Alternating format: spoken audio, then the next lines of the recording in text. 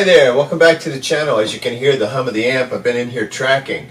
So since the last time I made a video, a lot has happened with the song Down. So I was listening back to the tracks. I'd already recorded the drums, the guitars, let's see, not the bass, but the guitars and drums, and both guitars. So I had like a little lead part, a rhythm part, and then the drums.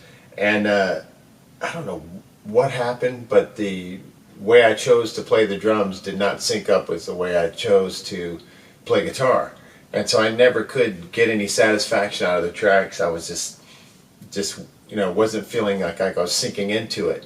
And then I did a guitar part for the next song that I'm working on, and then when I played that back, I was like, that's the way that should feel. Like you feel like some satisfaction, like you making progress, and it's sounding like it's syncing together, as opposed to like two parts fighting each other. So I made the decision that there's no choice. There's something awkward about the way I play drums, and something awkward about trying to link that up. So I played a more straightforward drum part, got that done, and then redid the guitars in a kind of different strumming pattern, which sounds a lot better. And I also lifted up the pickup and got a little more action out of that pickup tone. Like you'll see as soon as you turn on the guitar, it's like feeding back, giving more sort of a feedback tone, as opposed to a kind of clean, defined tone.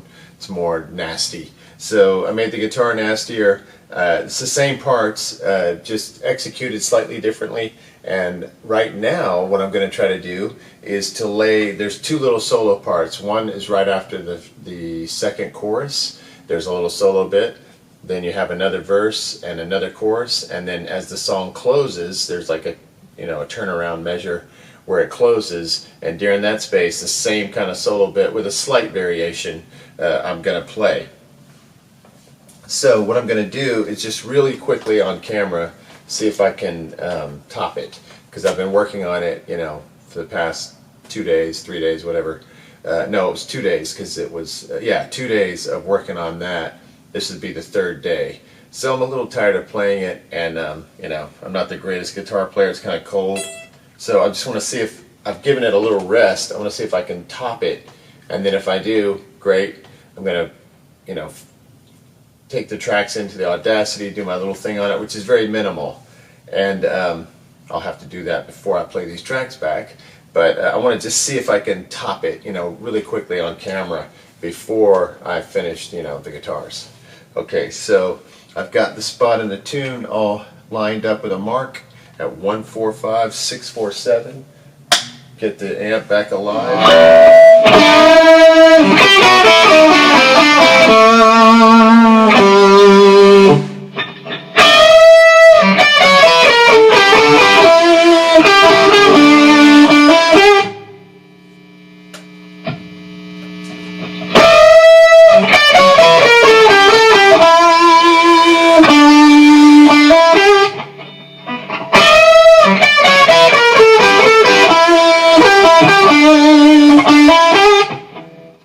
That's it, finally.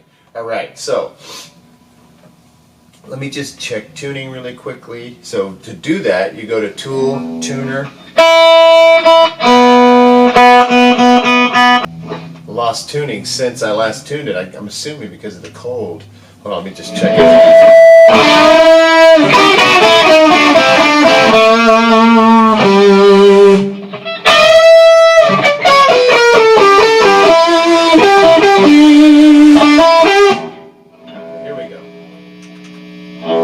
No effects, not recording with any effects, just recording dry. No effects on the guitar or anything like that. Alright, here we go.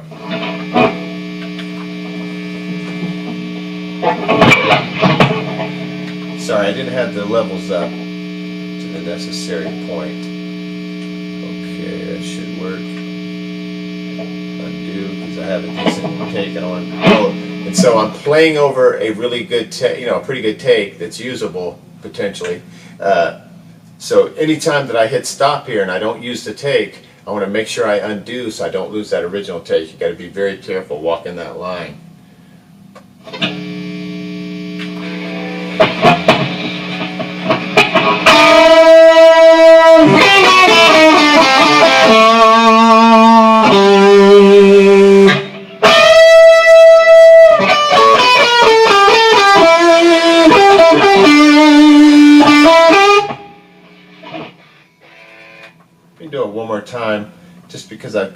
pulled the guitar levels up too high, and I felt like I wiggled at the end a little.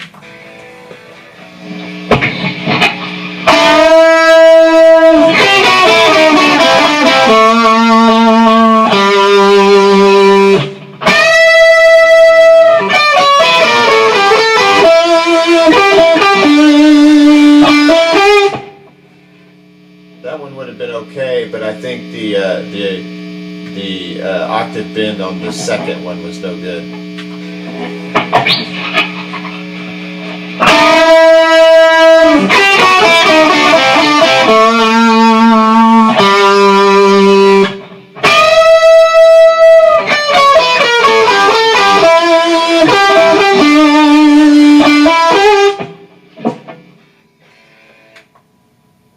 Okay, so let me just do it one more time and then I'll get off camera.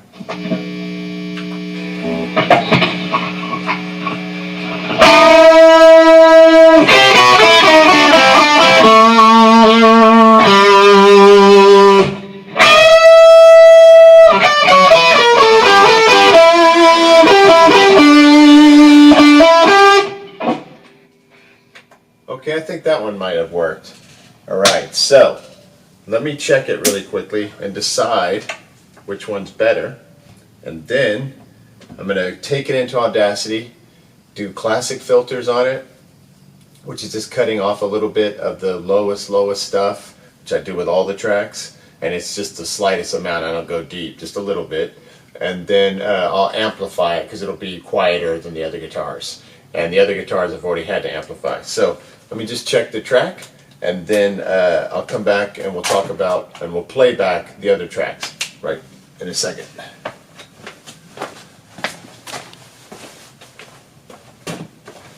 Hi there. Okay, so that was last night. I tracked for a while, as you can see on camera, and I kept hearing little problems, you know, because mainly with the guitar, the instrument of the guitar, if you want to be great at it and you want to be good at tracking, you literally have to live with it like a lot. You got to play guitar a lot, like.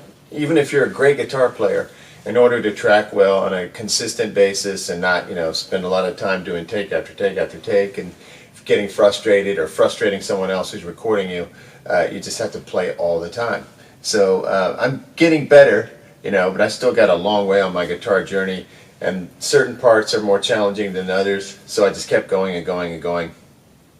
I think I have a decent version of it now, but continue to practice so that in the future it's easier and I can play more complicated stuff on record and hopefully live. That's the hardest part, is you're like actually standing up in front of a crowd, you know, pulling off some of this stuff.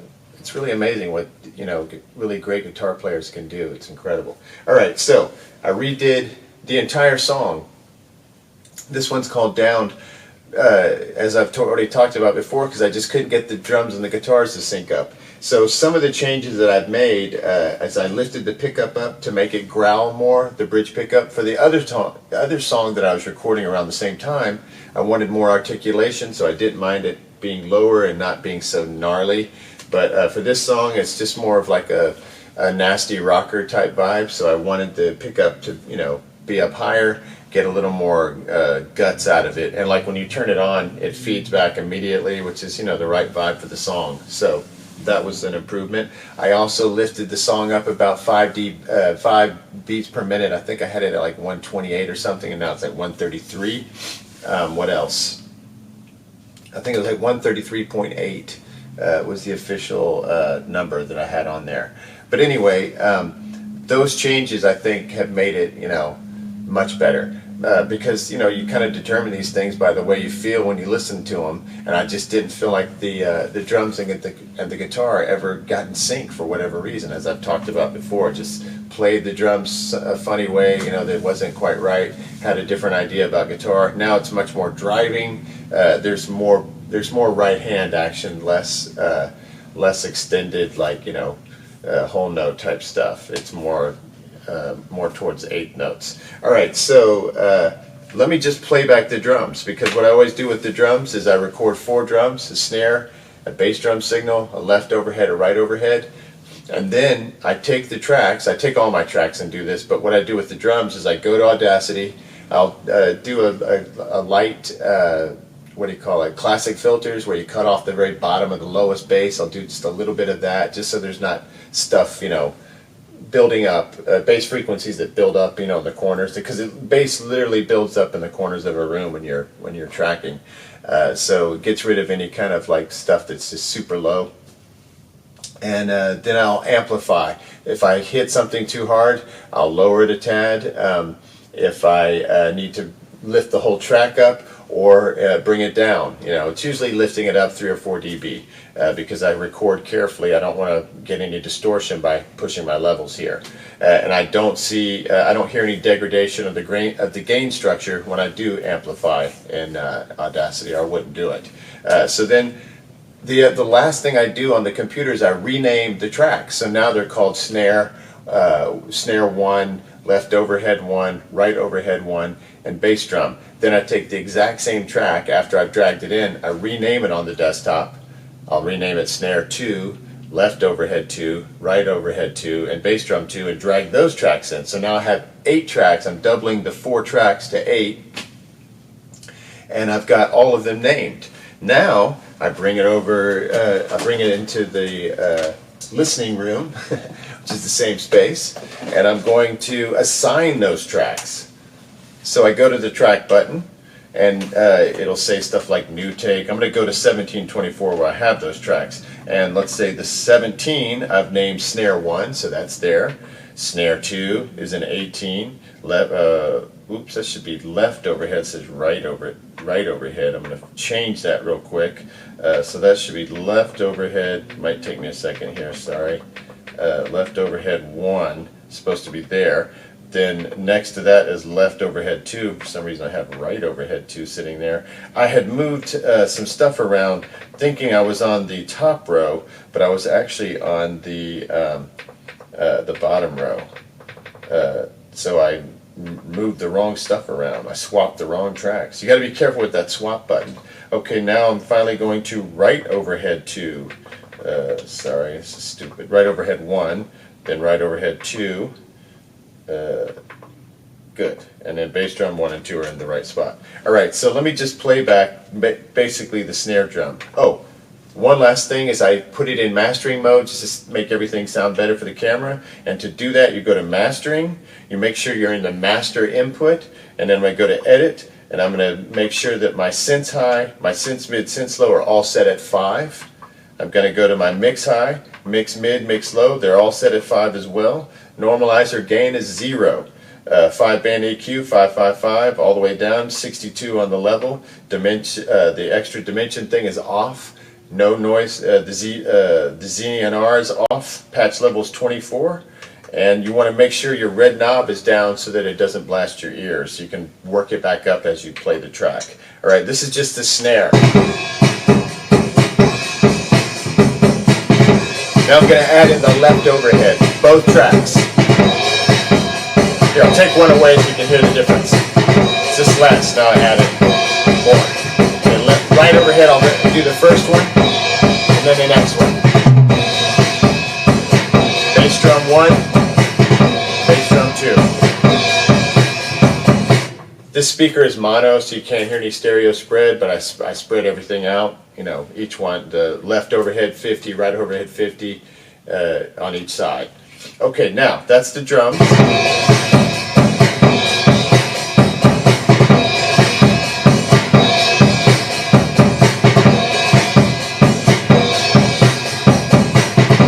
Okay, now next step, I'm going to turn those drums off. I'm going to hit 1 through 8, and I'm going to turn on track 3 and 4. And 7 and 8. My track 5, the fader doesn't work, so I'm working around that for now. Okay, and then let's listen to the guitar really quickly isolated. This is the rhythm.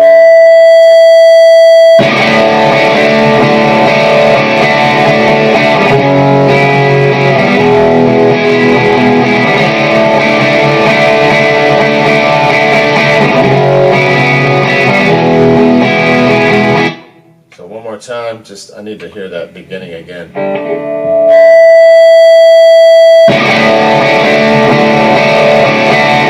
Okay, and then I'm going to just fast forward to where the little lead bits are.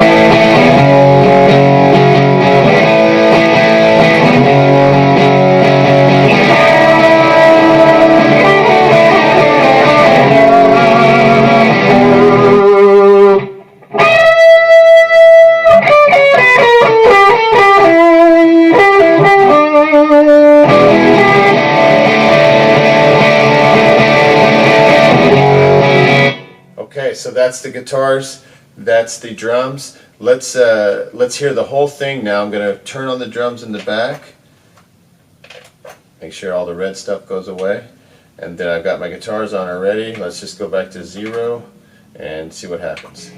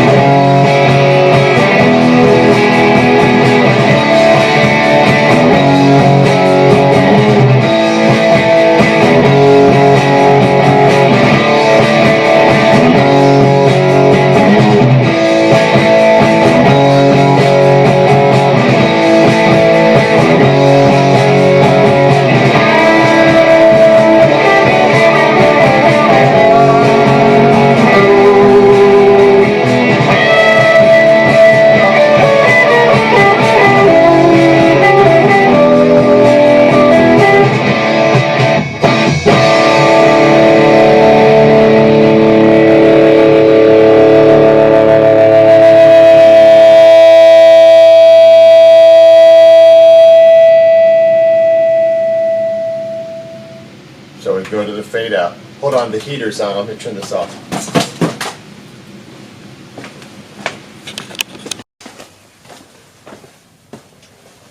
Alright, so the heater kept popping on. Sorry about that. Okay, so the main takeaway I think is that that whole song sounds better. It sounds in sync with itself. At least it feels like it's like got a groove now. You know, the guitar and drums aren't fighting each other, and I feel like the parts are executed, you know, well enough. It's in line with the rest of the work on the record. I think the main thing that made it so much better was increasing the BPM and just replaying everything with just a different feel, more like the way I would play it. I just started reconsidering, how would I play this live? You know, like how would I really play this, as opposed to recording it one way and then really you're actually going to play it another way. So you might as well record it the way you usually play it, I guess is the logic.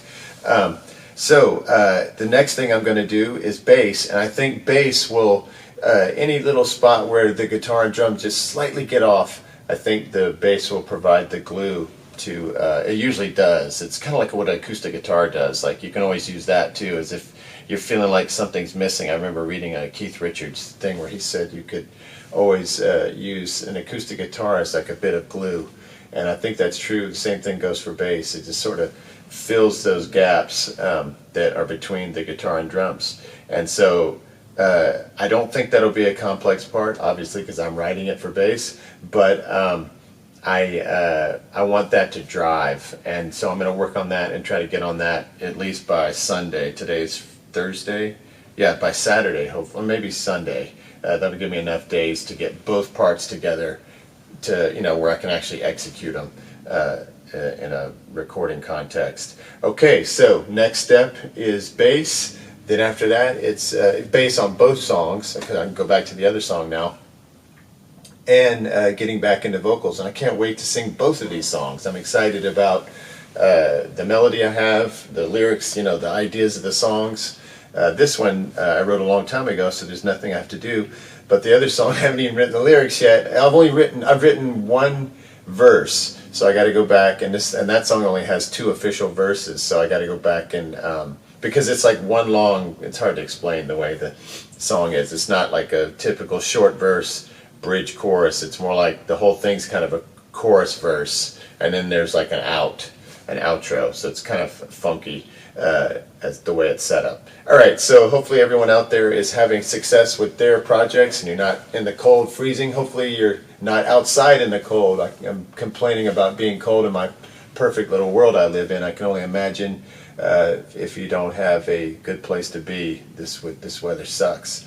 All right, so hopefully that's not the case for anyone. Everyone's doing great and working on their Zooms and having all their projects come to fruition. So if anyone needs anything, if you have any questions about any of the stuff I'm doing, please reach out, and I will see you next time. So next time will be bass guitar, and then vocal, and try to rap these 2 babies, and then 1 to 2 more tunes, and then I'm done with this record, and I'm going to try to get something going so I can play live next time.